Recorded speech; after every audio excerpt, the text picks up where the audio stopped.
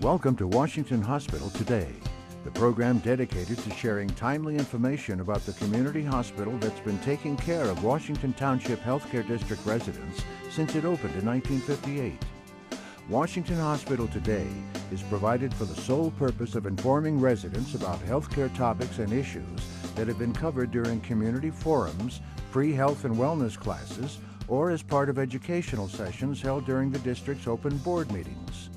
This program is one more way that Washington Hospital helps empower you, the residents of the district, by providing information needed to make informed decisions about your health.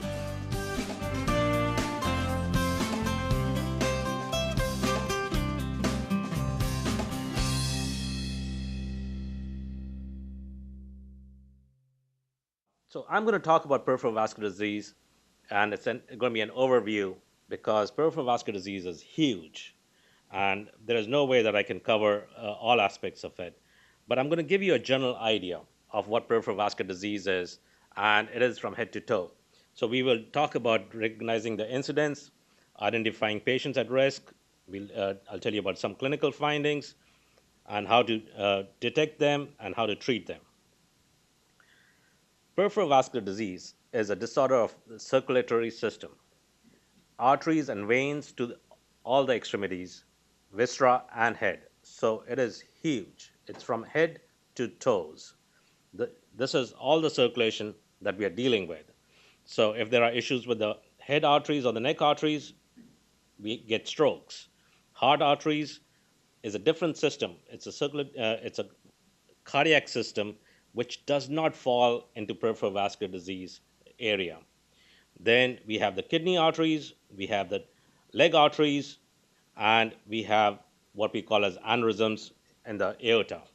So I'm going to sort of talk about everything, but to start with, I'm going to give you the basics of this disease. The disease process from head to toe is the same. It is not different in that head has different disease, heart has different disease, or kidney arteries have different disease. It's not that. It is the same process. So if you know how to treat this process, a disease process, you are treating the whole body and not just one organ. So that is important. This is how a normal artery looks like, nice, clean. The blue area inside the white and the pink areas is the lumen of the artery. And it is nice, clean, so the blood flows, provides, and does its work. Now, if this area starts getting clogged up with, which is what you see on the right-hand side of mine, and you all have handouts, so you should have these pictures and stuff. This is what is the diseased artery. And this disease process is called as atherosclerosis, or buildup of the plaque in simple terms. How does this plaque build up? What happens is the lining of the artery, that is what I showed you over here, this lining, this gets damaged. And once it gets damaged, then all the good stuff that you eat, the oily stuff, the greasy stuff, that passes through this damaged lining, underneath the lining, and starts and collects up and causes a fatty streak. That means it's what you have, the adipose tissue, the fat under the skin. The same fat gets deposited under these linings of the arteries. And as this fat builds up and grows, then what happens is that the pressure underneath this lining becomes high. And ultimately, it causes the rupture of this lining. And this rupture of the lining is what causes the major side effects that people deal with. So this is what happens, is this buildup of the plaque, the pressure goes high at the pressure points where the pressure is the most, it ruptures. This rupturing causes release of all this fatty material, which consists of cells, consists of cholesterol, consists of scar tissues, and this all gets liberated inside the lumen, inside that blue area that I showed you. And what happens is that this sticky material then causes the artery to close down completely. If it closes down completely, then it causes strokes in the brain. It causes heart attacks in the heart arteries. It causes kidney damage, leading to dialysis or infarction in the kidneys. And if it happens in the legs, it causes gangrene. So it's the same process with different results. If it does not get completely blocked, if it is partially blocked, then you may get symptoms which may last for a few minutes to a few hours and then recover. And that is a warning sign. In the brain, that is called as mini strokes or transient ischemic attacks. In the heart, it is called as angina or the chest pains that you get, but not a heart attack. In the legs, it is called as claudication or rest pain. That means when you're walking, you get pain in your legs, stop, and you can walk again. Those are partially blocked arteries, not completely blocked arteries most of the time. Okay. So that is what happens. Now, what causes this process? This process is caused by a number of risk factors. This we've known for the last 50 years because there were initial studies were done in Boston. These are Framingham studies, which told us very clearly, this is 50 years ago, that high blood pressure, diabetes, smoking, high cholesterol levels causes these blockages to happen. And these blockages then subsequently result in all the effects that I talked about a little earlier. So we know that these are the major risk factors. There are other risk factors also that I have not covered, and these are some things like obesity, uh, that means overweight, stress, and there are risk factors called as CRPHS, which is an inflammation risk factor. So I am not talking about those. I want to stress on these four for now. And diabetes is one of the major ones. It is said that if you have diabetes, then you can presume that you've had one heart attack already. So it puts you in that category. So blood sugars should be less than 100 at all times. This number has been a moving target. It used to be 140 about 3 4 years ago. It was 110 a year or a year and a half ago, and today it's 100. What that signifies is that is what I just told you. Diabetes is like a heart attack. Basically, you have to be aggressive in controlling diabetes. If you're aggressive earlier on, then you can prevent the side effects. It is one of the worst risk factors and is as bad as having a heart attack. It needs for aggressive control, need for frequent and complete heart and circulation evaluation. So if you have diabetes, you need to make sure that your doctors are checking you from head to toe, not just checking your heart for heart attacks, because you're at a risk of strokes, you're at a risk of high blood pressure because of kidney issues and leg problems. A1C is a blood test that checks for your diabetes control over 3 months, and it should be close to 6.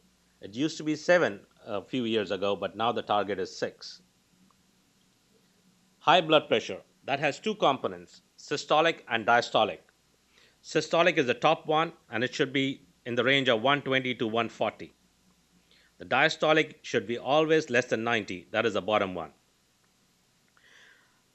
High blood pressure is thought to be the initial cause of that trauma that I showed you, that the lining gets damaged.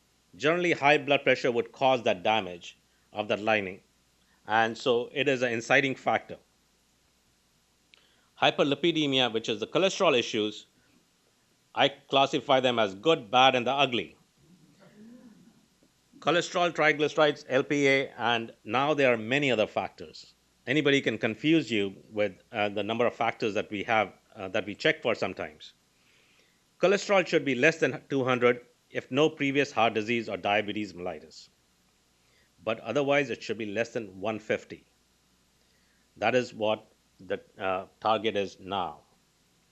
So, what you are seeing is that in the last few years, we have become very aggressive in controlling these risk factors because we think that we can prevent patients from having these diseases.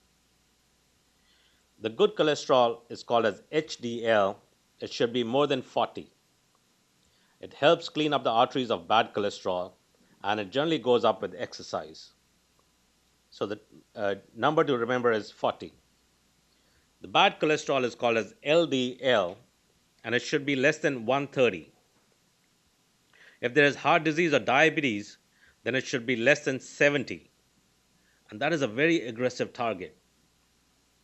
If I was to ask this question to most of you today over here, what your cholesterol was, I think I'll get an answer. Probably 40-50% of you would know that. But how many of you would know that your LDL is less than 70? Probably will be very few. So I don't want to embarrass you guys. But you need to know these numbers. And you need to talk to your doctors about these numbers because that is how they will be aggressive about treating it. If you don't talk about it, you know how busy the doctors are. You'll go in and out and not achieve all these important things. So you do need to know these numbers yourself so that you can converse with your doctors and make sure that they're addressing the issue. LDL is a bad cholesterol. It goes down with diet and exercise. And it has various components, and I'm not getting into them. And the ugly is the triglycerides. Triglycerides is it moves very fast. So if you have a heavy meal the day before you get your blood test done, it'll be very high. On the other hand, if you've been fasting for a couple of days, it'll be very low. So it moves very fast, and it should be less than 150. It goes down with diet and exercise generally. And these are the other factors that I talked about. The important thing is that if you have diabetes or if you have multiple risk factors, then the chances of having any of these diseases in the vascular system is very high. If you have no risk factor, then the risk is almost 0 to 5%. But on the other hand, if you have one, the risk doubles. If you have two, it triples. If you have three, it quadruples. And if you have four, you're a walking time bomb. Okay. It happens a lot. And unfortunately, these are linked. If you have diabetes, the chances of having high cholesterol is very high. Chances of having high blood pressure is very high. So, unfortunately, when a patient has a major risk factor like diabetes, they will have multiple risk factors. On the other hand, if you have cholesterol, then you may not have all the risk factors. So, diabetes is that's why a major issue. Getting on to peripheral vascular disease, it is a huge problem. It is just that we don't recognize it. There are about 10 million patients in the United States today with vascular disease. Out of that, half a million are asymptomatic, so they don't even know that they have the problem. Out of the half a million that have a problem, only one fourth are treated. Three-fourths of them are not treated because they are not underdiagnosed. They are not told that they have the problem. Okay. It is uncommon below the age of 60, and uh, if somebody has it, you will find it before the age of 75. So it is more common a disease in the age group of 60 to 75. That is where we see most of our patients. If you have peripheral vascular disease, your life expectancy is reduced by 10 years if you do not address it properly. The mortality rates are high, and most likely the cause of death is either a heart attack or stroke. So if you have pain in your legs, it's not the legs that is going to cause the death most of the time. It'll be the heart or the brain. But if you have infections in the leg or gangrene, now that can cause a problem on its own. So how do you address this problem? You take a good history, you examine the patient, you talk to the patient, and most of the time you can find out from that whether somebody has a vascular problem or not. If you have an inkling or if you suspect that patient has a problem, then you do some non-invasive vascular studies. These are very simple studies, and we'll go over them. There's a huge spectrum of peripheral arterial disease, and this is in the legs that we are talking about. That is, if there are decrease in blood flow, and if the decrease in blood flow is in the range of 40 to 50%, then patients have problems walking, which may be mild. As the blockages get worse, they have more and more problems walking, and they could not even walk a block if the blockages are more than 70 to 90%. If the blockages are 100%, then you start getting limb threatening ischemia, which is that you get pain at rest. That means when you're just resting, your legs would hurt, and there would be ulcers in the feet, and subsequent gangrene and major tissue loss. So that would lead to amputation. So it is important that you pick up this disease at an early phase. So if you can pick it up at an early phase, you can treat it easily. If you pick it up at a late phase, the chances of amputation becomes very high. So that is why you need to recognize the disease earlier on. Now the problem is that every pain in the leg or the hips is not because of circulation. It can be because of arthritis, it can be because of nerves.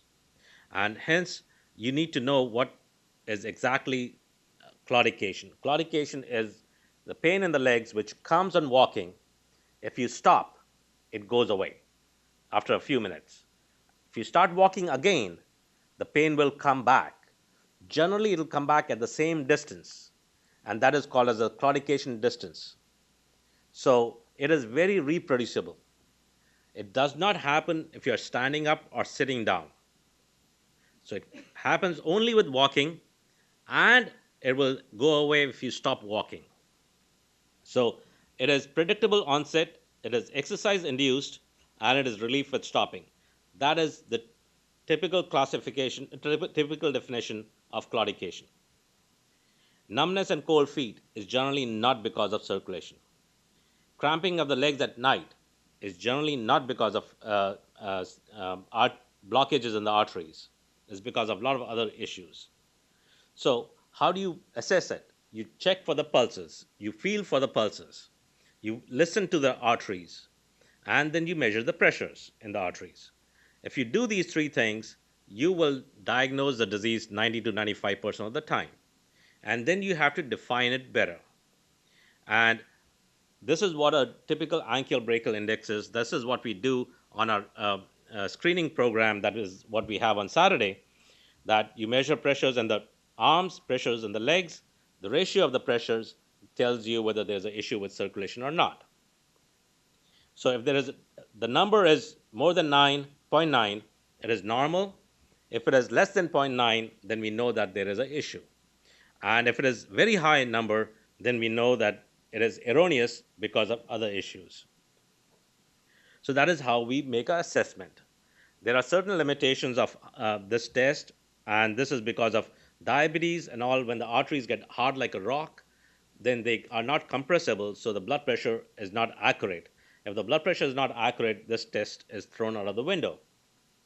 Okay. So then we do these other tests called as ultrasound, angiograms, or MRIs. If ultrasound is a very simple test. You just put a Doppler on the over the skin, and you see the blood flow in that artery. It tells you whether the artery is blocked or not. Simple test, takes 10 minutes, non-invasive, painless, and gives you pretty good information.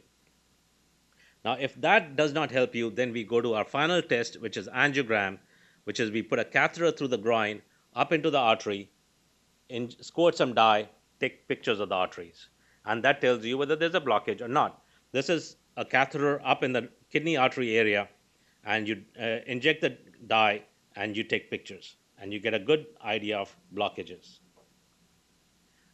Now, like it showed you earlier on, that if you pick up the disease earlier on, you can treat it with medicines.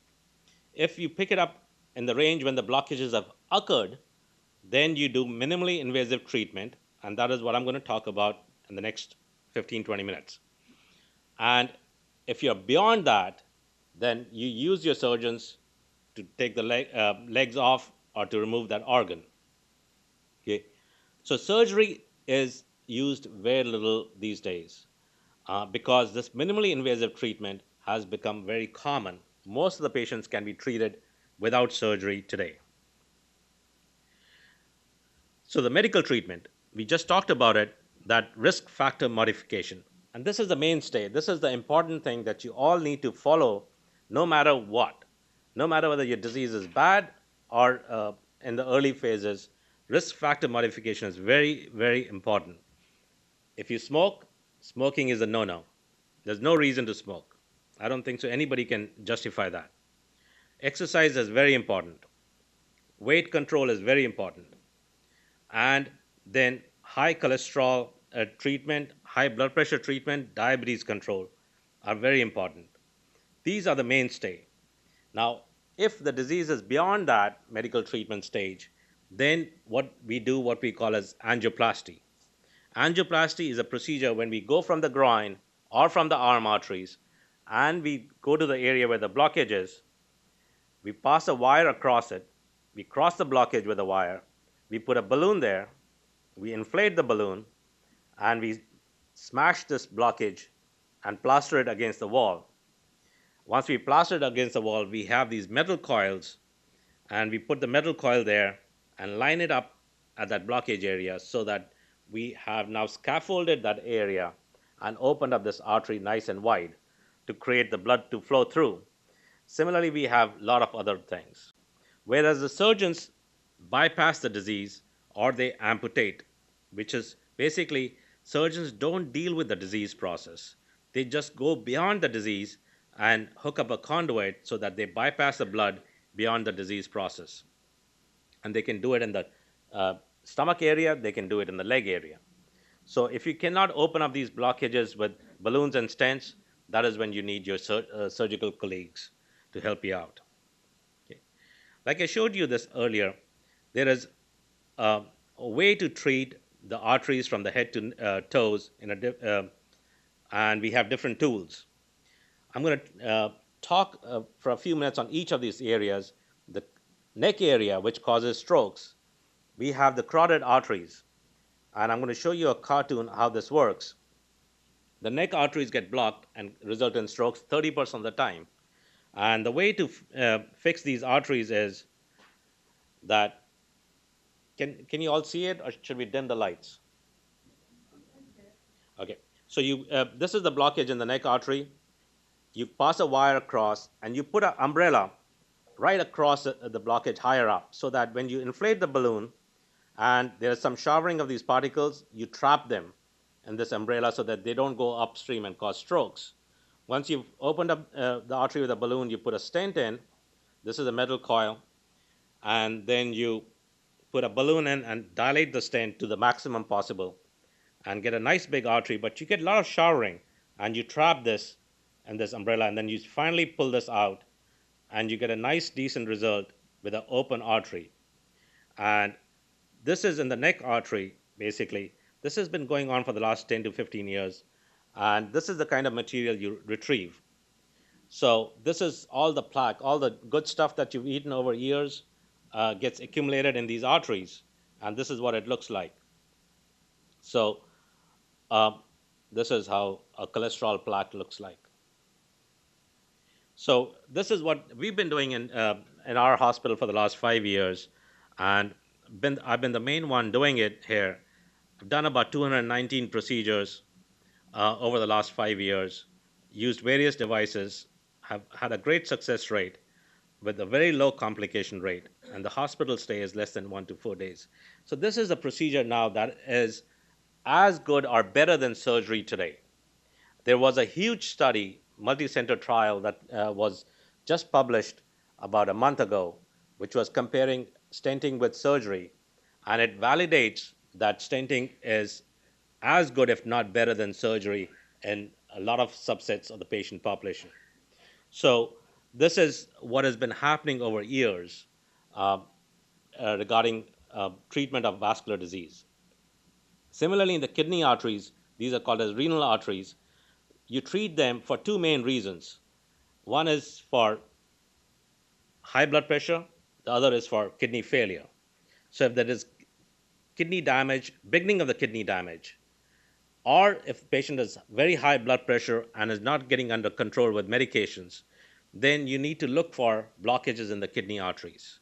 If you find blockages in the kidney arteries, then by fixing those blockages, you can help the patients control their blood pressure and also at times help with the kidney function. Now you can understand that if the kidney function is far gone and the kidneys are damaged, then by opening the blood flow, you do not reverse that damage. So timing is critical. So that is why you have to be very aggressive about finding the disease. Because if you find it at an early phase, I think you can reverse the process. But if it's late, then nothing much can be done. And that is why you have tools to find out with ultrasounds and all, you can find out whether there is disease or not. So the kidney arteries you deal with because of two reasons, high blood pressure and the kidney failure. And basically, it has been shown, this is the cartoon which shows that these are the blockages in the kidney arteries. And once you put stents in there, you can open these arteries and increase the blood flow to the kidneys. And this helps with blood pressure. It helps with blood pressure 33% of the time. That means you cure a patient. They don't need to be on any blood pressure medicines 33% of the time, one third only. One third, you help the patients and decrease the number of blood pressure medicines. And in one third, you do not help them at all. And this is because the timing of picking up the disease. Say there is a 90% blockage, but the patient has had high blood pressure and kidney problems for 5 years, then whatever damage has to be done is done. The cells are dead. You cannot revive a dead cell. On the other hand, if the cell is damaged or is not dead but is starved, by providing nutrition to that cell, you can help that cell to uh, recover its function. So, timing is very important. Okay. Similarly, in the stomach arteries, we get what we call as aneurysms, and aneurysms is enlarging or weakening of the arteries, and what it does is it causes uh, the artery to burst. And this is what an aneurysm looks like. This is just below the kidney arteries. And these aneurysms, we used to do surgery about 8 to 10 years ago for these aneurysms because we did not have any other options. Nowadays, what we do is we call a stent grafting.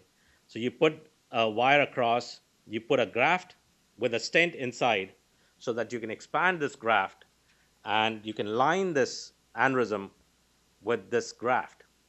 So what you've done is you have put a wire across, you have the stent that comes loaded inside a catheter. You release the catheter and you release the stent. So you close off the track from the top, you close off the track from the bottom, and you exclude the aneurysmal segment. So what we've done is we've opened up the graft on the top. Now we close it from the bottom, and so we've lined it up from the top, we've closed it from the bottom, we've put another segment of the graft to close off the second artery, and once you've done that, you've excluded the whole aneurysm. So this is a procedure that has almost replaced surgery because the risk of surgery was in the range of 10 to 15%. That means 10 to 15% patients did not survive a major surgery. Whereas today, with this, 99% patients survive. And not only that, patients can go home the next day. Whereas after surgery, the recovery was 2 months. So, this is what is happening with minimally invasive techniques, that patients don't have to go through major surgical procedures, and we can be fixing these major problems with just these stents and balloon stents and grafts. Now, similarly, the leg areas. Now, the leg area has been not a great area for us to treat, and we have all these devices to treat this leg area. Whenever I see a long list of devices, that means nothing is working. Okay, because people are just trying, and we get all these devices, but nothing works. That is the problem that we are facing with the thigh area, that we do not have a great tool today of fixing these arteries. We do have methods and ways of treating it, but we don't have a long term solution. So we can buy time, we can buy a year, 2 years, 5 years, but not a long term solution. And that is what we have over here. We have stents, we have cutting balloons, we have lasers, anything that a plumber carries, we carry. Okay. So that is what this is. These are all these devices. You would believe it. We have radiation catheters, we have everything, but nothing works great. And so there have been trials that are going on, and there are some exciting stuff that are coming down the line for this. One of them is the drug coated stents. That is what we are using for the heart. These are drugs that are the stents are lined with these drugs, and the drugs are released slowly so that they prevent the blockage from coming back. And it's just that the right titration is what we don't know yet. But I'm sure that in the next year or two, we will have these stents. And there have been multiple trials that have shown that there is some exciting results with these stents, that the overall results are better when you use these stents and big arteries or small arteries. Here, the blockage coming back was 5% versus 12%. So you cut it down to less than half of the patients that come back with the blockage. So there is some good results that are coming up, but we do not have a perfect solution. But one exciting technique that has developed in the last 5 years, again, is opening up the arteries which are completely clogged. I happened to see what Dr. Mahagan showed you at the end of his talk, the completely blocked arteries, and I will show you what we do with those arteries, how to fix those without surgery.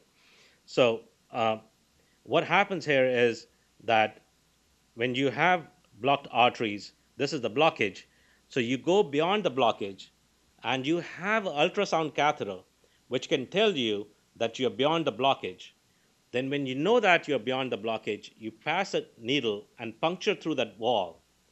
Once you puncture through the wall and go back into the true artery beyond the blockage, you go beyond the blockage with the true artery, then you can open this area with a balloon, and this is how it looks like. You pass the wire across the total blockage, put a balloon there, and uh, once you've got the balloon across, you can open up the complete blockage. Instead of bypassing now, you've opened up the patient's own artery.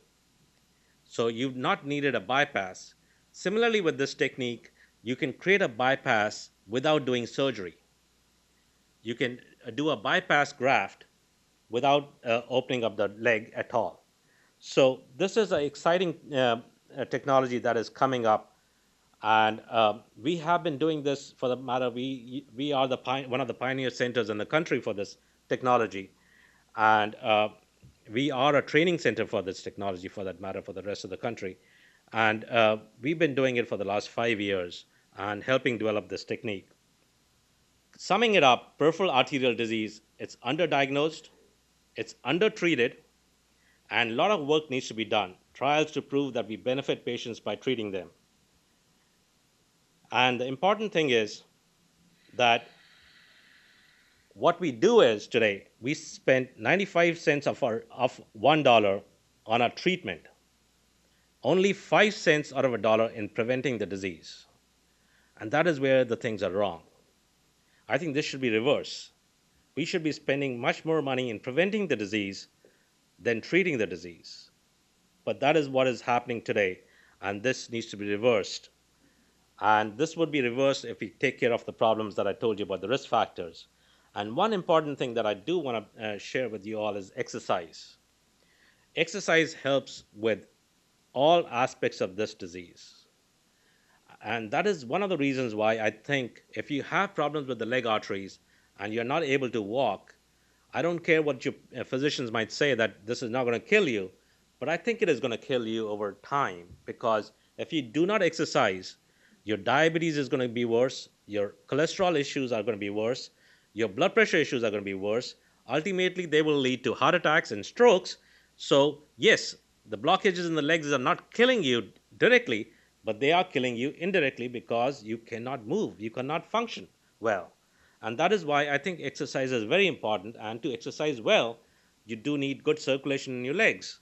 So that is where I differ from most of the physicians out there who say that, you know what, you have a blockage in your leg artery, but you can walk a few blocks. That is good enough. I don't think so. That is good enough. I think you need to exercise at least half an hour a day or 2 miles of walking. Whether you walk at a slow pace, whether you walk at a fast pace, but 2 miles should be your target. Now, I understand arthritis and all our issues, and that's why I think treating arthritis is important also, because exercise is very important.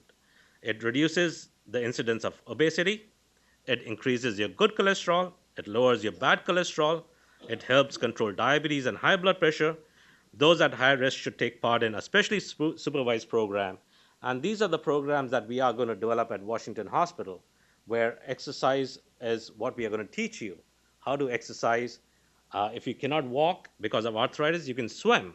Swimming is one of the best exercises possible. If you cannot swim or walk, you can bicycle. So there are a lot of ways. And that is why I think it's important that all of you should get into some kind of exercise programs if you cannot do it on your own. And if you do that, I think you will prevent this disease. Thank you.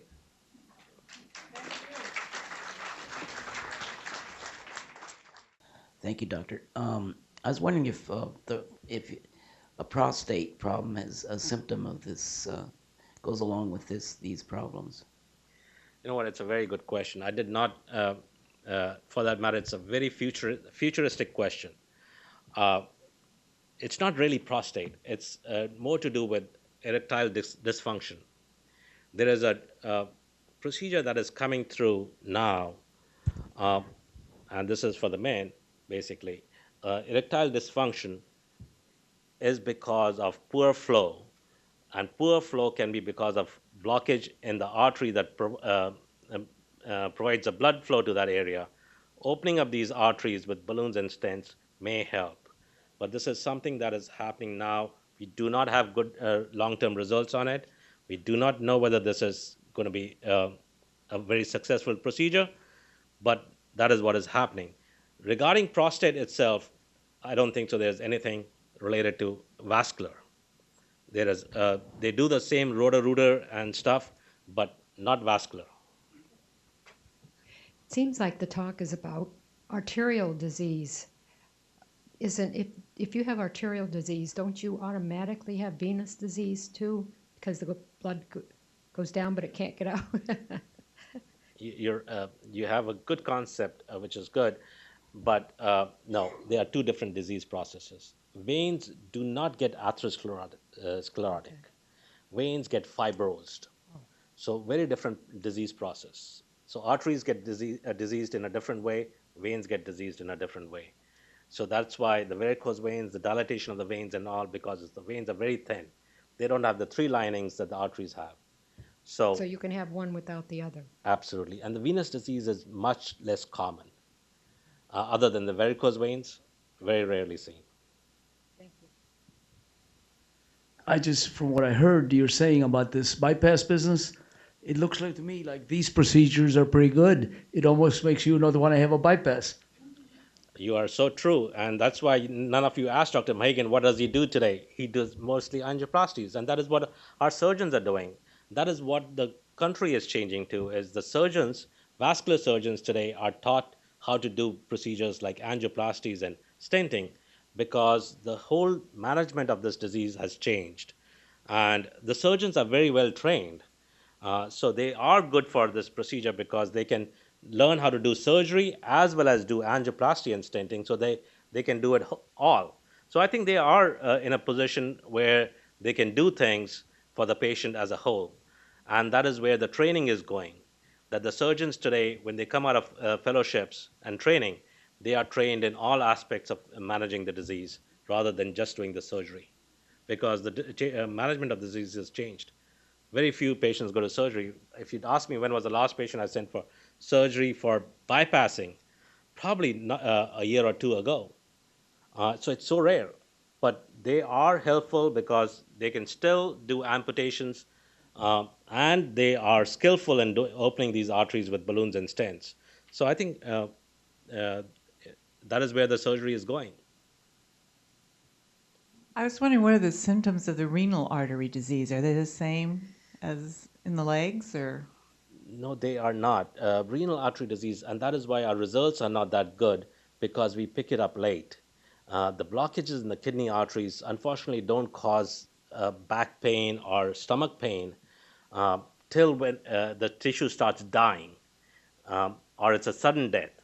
Then you'll get a sharp pain in your flanks, but otherwise, you miss the disease.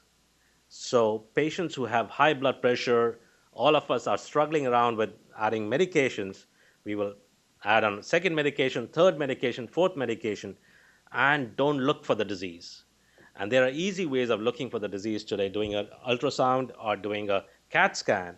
So, but you have to have sort of you have to be thinking about it and knowing that this can be happening, so you assess for it at an earlier stage. So in my practice, if I add a second medicine to a patient who's 50, 55, especially women, I would check for the kidney artery blockages. Before I add a third pill, I would definitely make sure that they don't have kidney artery blockages. And so if you look for it at an earlier stage, you will find it about 20 to 30% of the time. And if you treat them, I think you do a lot of good to the patient.